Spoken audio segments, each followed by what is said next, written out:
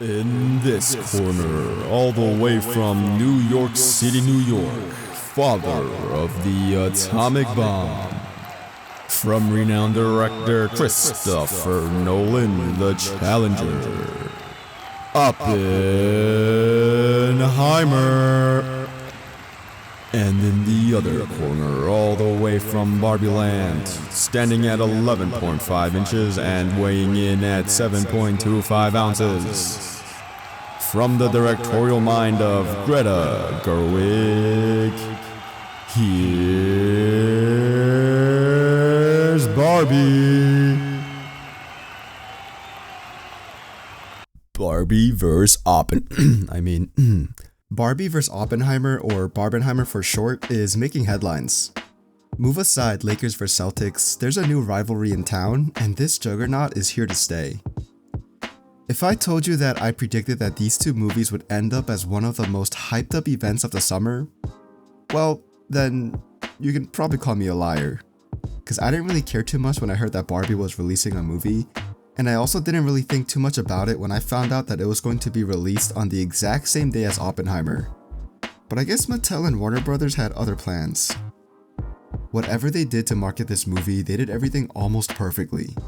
I'm just hoping this isn't another case like the Flash movie where it got grossly overhyped, but we'll see. Let's not beat around the bush. These two movies have more stars than the night sky ever could. Barbie and Oppenheimer combined have the likes of Margot Robbie, Ryan Gosling, Will Ferrell, John Cena, Michael Cera, Simu Liu, Dua Lipa, Cillian Murphy, Florence Pugh, Robert Downey Jr., Emily Blunt, Matt Damon, Jack Quaid. I'm gonna run out of breath. And that's not all. Not to mention the directorial geniuses of Greta Gerwig and Christopher Nolan. Greta Gerwig is the lesser known of these two directors, but that doesn't mean she's not as capable. Her previous films like Lady Bird and Little Woman were well received, and many are super excited to see her take on this iconic pink-loving fashionista that is Barbara Millicent Roberts. Yeah, that's Barbie's real name. Christopher Nolan, in the other corner, is arguably one of the most prolific directors of our time. With movies such as Inception, Interstellar, and The Dark Knight under his belt, plus countless more, he has earned the top spot in the top tier of directors next to the likes of Tarantino, James Cameron, and Scorsese, and so on and so forth. There's no way to sugarcoat it, these two movies are star-studded. This by itself could have been all it took to get that hype train to take off, but it's just the icing on the cake. If you told me back then that an 11-inch doll would be taking on the atomic bomb, I would have thought, man, Pixar really ran out of ideas for Toy Story 5. But reality might be stranger than fiction in this instance. I never thought that there would be this much of a stance, albeit manufactured for marketing purposes, of a PG-13 movie about a colorful pink doll thrust into another land would be taking on a rated R movie about the father of the atomic bomb. But that's the genius behind the marketing of these two movies. Individually, I feel that Barbie went all out with their marketing schemes as opposed to Oppenheimer. From creating easily customizable posters to releasing Barbie-themed products, to having a real-life Barbie dream house in Malibu that you can actually rent out, which by itself is an insanely cool idea, it's also something that a majority of the potential audience won't really get to experience. What is widely available, however, are memes, especially if they go viral. I will admit, nothing is weirder than trying to see a corporation who is often out of touch with their audiences try to create memes to relate to that younger crowd. But in this instance, Barbie created the spark and let the internet carry the flames. I didn't know about the insane amount of hype surrounding these movies until I started seeing these viral memes everywhere, and people seem to be genuinely excited for these two movies in a way that I haven't really experienced in a long time. The beauty of Barbie vs. Oppenheimer, or Barbenheimer, is that it's great marketing for both films.